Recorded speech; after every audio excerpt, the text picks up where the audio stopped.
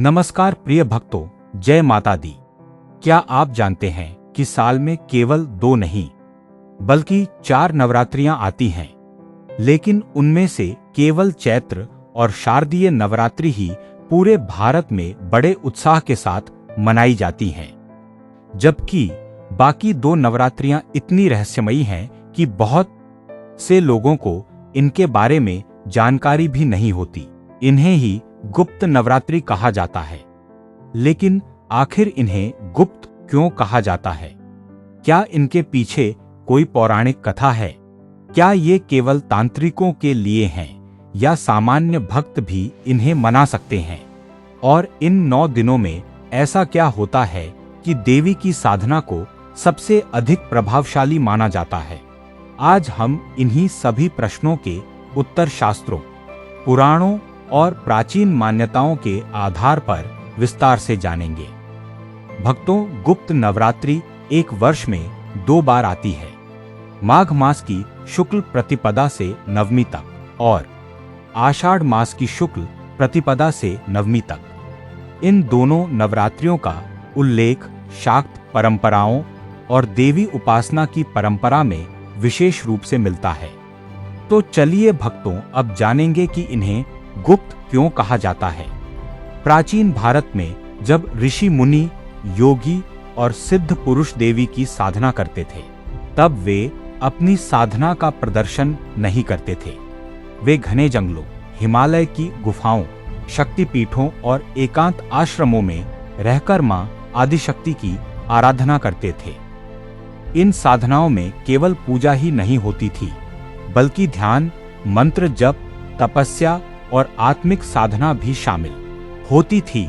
ऐसी साधना को गोपनीय रखना आवश्यक माना जाता था, क्योंकि शास्त्रों के अनुसार कुछ मंत्र और साधनाएं केवल योग्य गुरु से दीक्षा प्राप्त करने के बाद ही की जानी चाहिए। इसी कारण इन 9 दिनों को गुप्त नवरात्रि कहा जाने लगा। तो चलिए भक्तों, अब आपको गुप्त नवरात्रि से संबंधित कुछ प्रसिद्ध कथाएं सुनाते हैं। पहली कथा है हिमालय और मां भगवती के संवाद की। एक प्राचीन मान्यता के अनुसार एक बार हिमालय पर्वत, जिन्हें मां पार्वती के पिता भी कहा जाता है, उन्होंने देवी भगवती से प्रश्न किया, हे जगदम्बा, कलयुग में जब मनुष्य के पास न तो बड़े यज्ञ करने की शक्ति होगी और न ही कठोर तपस्या करने का समय, तब वह आपकी कृपा कैसे प्राप्त करेगा?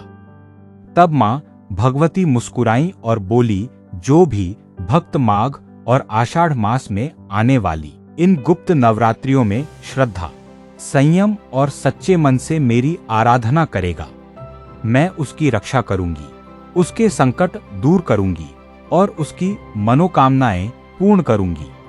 तभी से गुप्त नवरात्रि की परंपरा और अधिक प्रचलित हुई।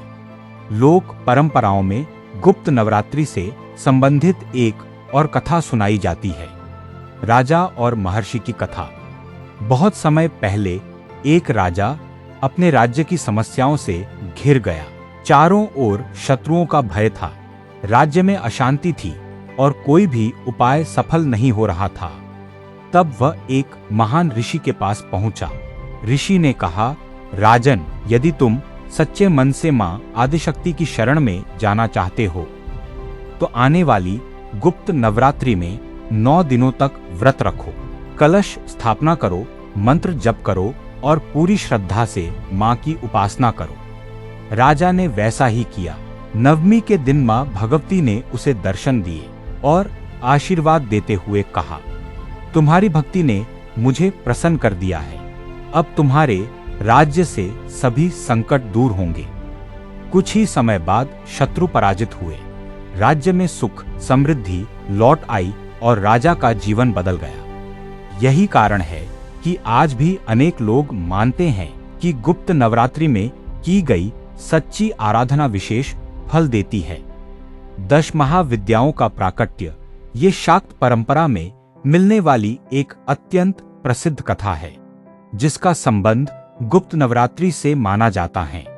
जब भगवान शिव किसी कारणवश माता सती को यज्ञ में जाने से रोक रहे थे, तब माता ने अपने दिव्य स्वरूप का परिचय देने के लिए अपने शरीर से 10 महाशक्तियों को प्रकट किया।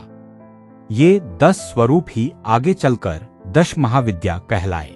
मां काली तारा त्रिपुर सुंदरी, भुवनेश्वरी, भैरवी, छिन्नमस्ता, धूमावती, बगलामुखी, मातंगी और कमला। मान्यता है कि गुप्त नवरात्रि इन 10 महाविद्याओं की विशेष साधना का सर्वोत्तम समय है। इसलिए सिद्ध पुरुष और देवी उपासक इन दिनों को अत्यंत पवित्र मानते हैं। तो चलिए प्रिय भक्तों, आपके एक और सवाल का जवाब दे देते हैं कि क्या केवल तांत्रिक ही गुप्त नवरात्रि मना सकते हैं? नहीं, यह सबसे बड़ी गलतफहमी है। गुप्त नवरात्रि केवल तांत्रिक साधना का पर्व नहीं है। सामान्य भक्त भी इन दिनों में कलश स्थापना कर सकते हैं, मां दुर्गा की पूजा कर सकते हैं, दुर्गा सप्तशती का पाठ कर सकते हैं, दुर्गा चालीसा पढ़ सकते हैं, देवी कवच का पाठ कर सकते हैं, कन्या पूजन कर सकते हैं, सात्विक भोजन और संयम का पालन कर सकते हैं। मां भगवती श्रद्धा देखती हैं, केवल कठिन साधना नहीं। बहुत से लोग सोचते हैं कि गुप्त नवरात्रि केवल मनोकामना पूरी करने के लिए होती है, लेकिन शास्त्र बताते हैं कि इसका सबसे बड़ा उद्देश्य है मन की शुद्धि, आत्मबल की वृद्धि, नकारात्मक विचारों का नाश, देवी कृपा की प्राप्ति, आध्यात्मिक उन्नति और जीवन में साहस तथा विवेक का जागरण। यदि आप सामान्य भक्त हैं तो सुबह स्नान करके मां दुर्गा की पूजा करें, कलश स्थापना करें, दुर्गा सप्तशती, दुर्गा चालीसा या देवी कवच का पाठ करें, जरूरतमंद लोगों की सहायता करें, सात्विक भोजन करें, क्रोध, झूठ और बुरे विचारों से दूर रहें। भक्तों, गुप्त नवरात्रि कोई डर या रहस्य का पर्व नहीं है। यह आत्मशक्ति जगाने, मां आदिशक्ति के प्रति समर्पण व्यक्त करने और अपने जीवन को सकारात्मक दिशा देने का दिव्य अवसर है।